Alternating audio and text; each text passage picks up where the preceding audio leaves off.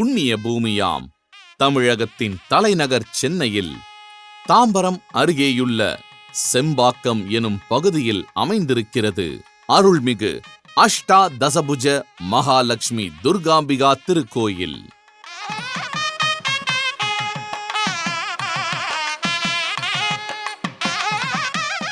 வாழ்வு ஆனவள் துர்கா வாக்குமானவள், வானில் நின்றவள் இந்த மண்ணில் வந்தவள், தாழ்வு அற்றவள் துர்கா தாயுமானவள், தாபம் நீக்கியே என்னை தாங்கும் துர்கையே, தேவி துர்கையே, ஜெயதேவி துர்கையே.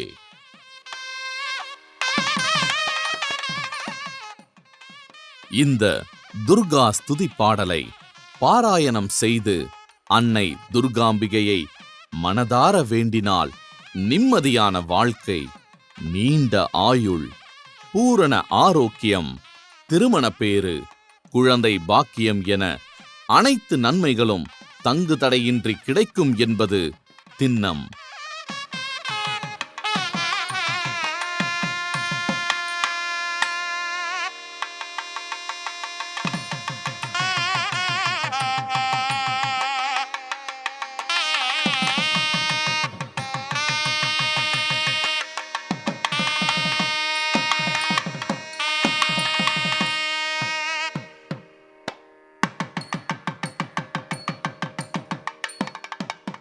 துர்கையை வழிபட்டால் எப்பேற்பட்ட துன்பங்களில் இருந்தும் விடுபடலாம். எண்ணியது எண்ணியபடி நடக்க அருள் புரியும் கண்கண்ட தெய்வம் துர்கை.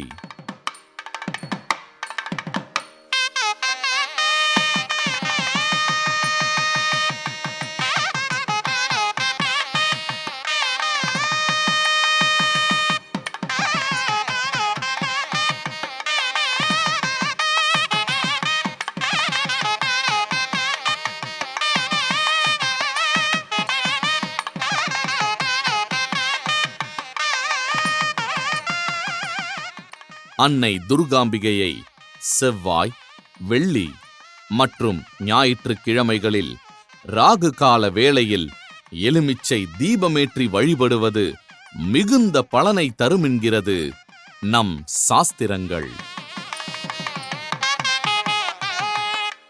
செவ்வாயிலோ, வெள்ளியிலோ, ஞாயிற்றுக்கிழமையிலோ தொடர்ந்து 9 வாரங்கள் துர்கை வழிபாடு செய்தால் 9வது வாரம் நிறைவு பெறுவதற்குள் நம் வேண்டுதல் நிறைவேறும் என்பது பலரது அனுபவம். இத்திருத்தலத்தில் அன்னையானவள் அஷ்டாதசபுஜ மகாலட்சுமி துர்கா தேவியாக வீற்றிருக்கிறாள். அஷ்டாதசபுஜ என்றால் 18 கைகளுடைய திருவுருவம் என்று பொருள். இது காண்பதற்கு மிக அரிதான திருவுருவம். அதாவது துர்கை, லக்ஷ்மி, சரஸ்வதி ஆகிய முப்பெரும் தேவியரின் அம்சமாக இங்கிருக்கும் தேவி திகழ்கிறாள்.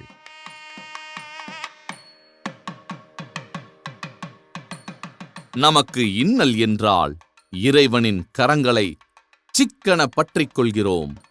எனக்கு வழிகாட்ட உனையின்றி யாருமில்லை என்று அவன் கைகளை கெட்டியாக பிடித்துக்கொண்டு மன்றாடுகிறோம்.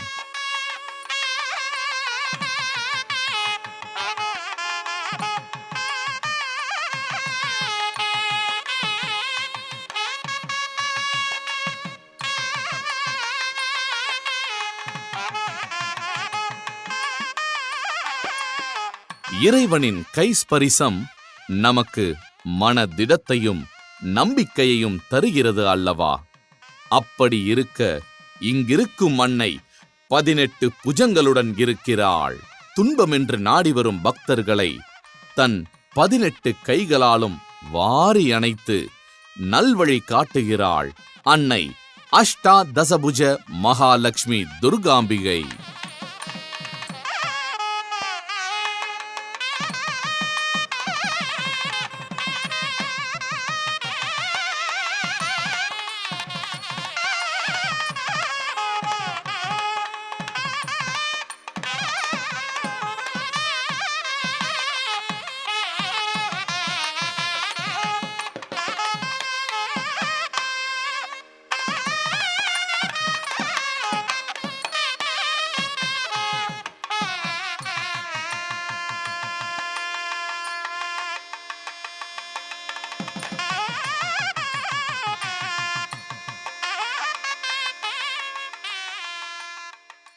திண்ணியம் ஸ்ரீ நடேச ஐயர் என்பவரால் 1965ஆம் ஆண்டு ஸ்தாபிக்கப்பட்டது இத்திருக்கோயில்.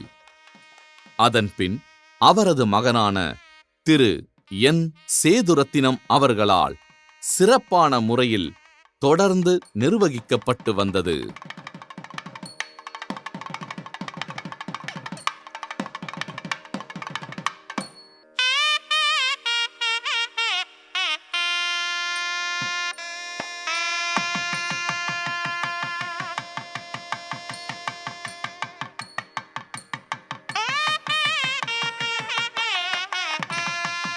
எண்பதுகளிலும் 90களின் தொடக்கத்திலும் தற்போதிருக்கும் வளர்ச்சி எதுவும் இல்லாமல், நகரத்துக்குண்டான அம்சங்கள் எதுவும் இல்லாமல் எளிமையான ஒரு பகுதியாகவே இருந்தது செம்பாக்கம். அப்போது ஒரு தனியார் கட்டுமான நிறுவனம் இப்பகுதியில் அடுக்குமாடி குடியிருப்பை கட்டியதாம். அக்காலகட்டத்தில் தனி வீடுகளுக்கே மவுசு அதிகம் என்பதால் புதிதாக கட்டப்பட்ட அடுக்குமாடி குடியிருப்புகளை வாங்க யாரும் ஆர்வம் காட்டவில்லை. அப்போது அந்நிறுவனத்தை நடத்தியவர்கள் இவ்விடத்தில் அமைந்திருக்கும் மகாலட்சுமி துர்காம்பிகை கோயிலை நல்ல முறையில் சீரமைத்து கும்பாபிஷேகம் செய்வதாக வேண்டிக் கொண்டனராம். அன்னையின் திருவருளால் சில நாட்களிலேயே கட்டப்பட்ட அடுக்குமாடி குடியிருப்பு வீடுகள் அனைத்தும் விற்று தீர்த்ததாம்.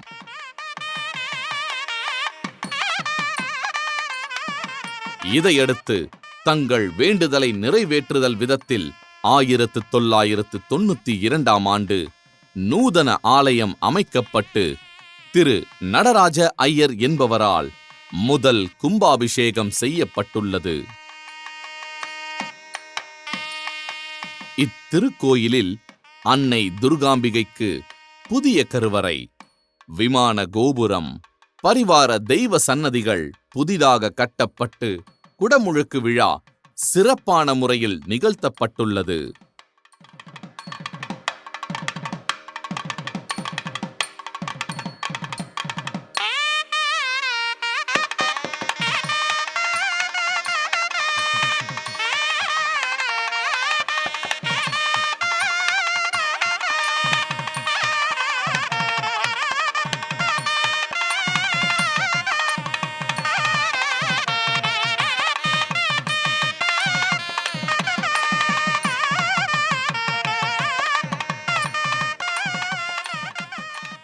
இக்கோயிலில் ராஜகோபுரத்தை தாண்டி உள்ளே சென்றால் நடுநாயகமாக தனி கருவறையில் அன்னை மகாலட்சுமி துர்காம்பிகை சாந்தமே உருவான முகத்துடன் வீற்றிருக்கிறாள்.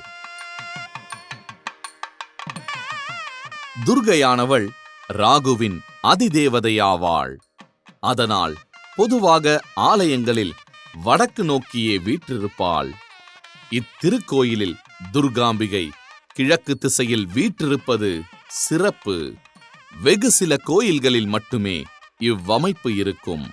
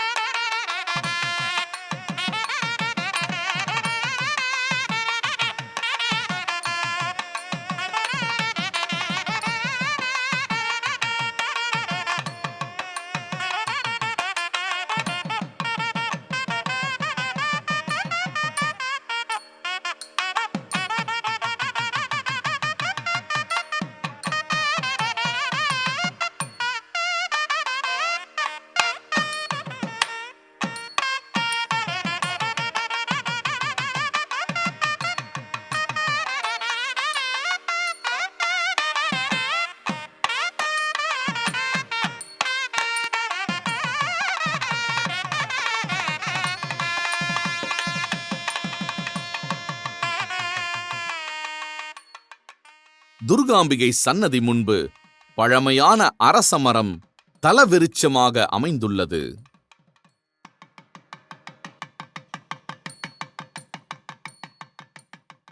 அஷ்டாதசபுஜ மகாலட்சுமி துர்காம்பிகை சன்னதியை சுற்றி ஸ்ரீ விநாயக பெருமான், காசி விசாலாட்சி சமேத விஸ்வநாதர், ரங்கநாயகி சமேத ரங்கநாதர், வள்ளி தேவசேனா சமேத சுப்பிரமணியர், ஆஞ்சநேயர், ஐயப்பன் ஆகிய தெய்வங்களுக்கு தனி சன்னதிகள் அமைந்துள்ளன.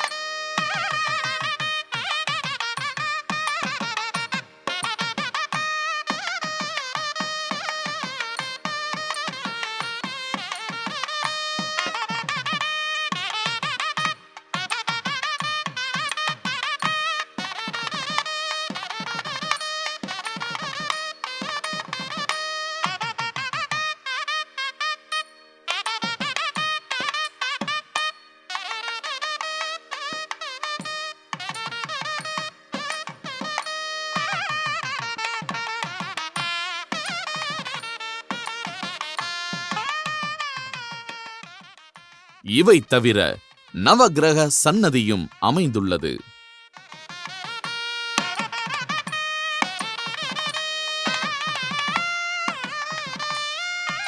அரச மரத்தடியில் இரட்டை பிள்ளையாரும் ஸ்ரீ நாகரும் அருள் பாலிக்கின்றனர். இத்திருக்கோயிலில் செவ்வாய்க்கிழமை தோறும் ராகு கால பூஜை மிக சிறப்பாக நடைபெறுகிறது.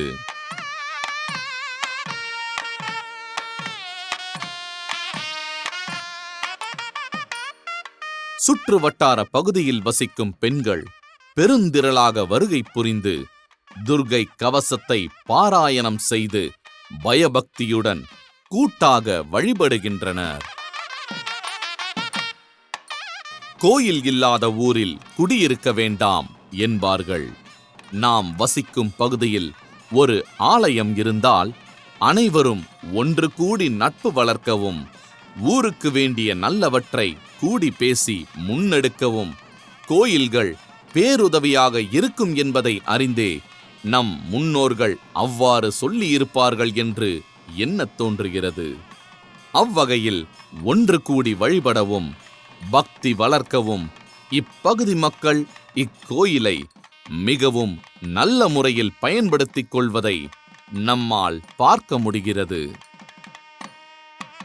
நாமும் செம்பாக்கம் அருள்மிகு அஷ்டாதசபுஜ மகாலட்சுமி துர்காம்பிகை கோயிலுக்கு சென்று அன்னையை கண்ணார தரிசிப்போம்.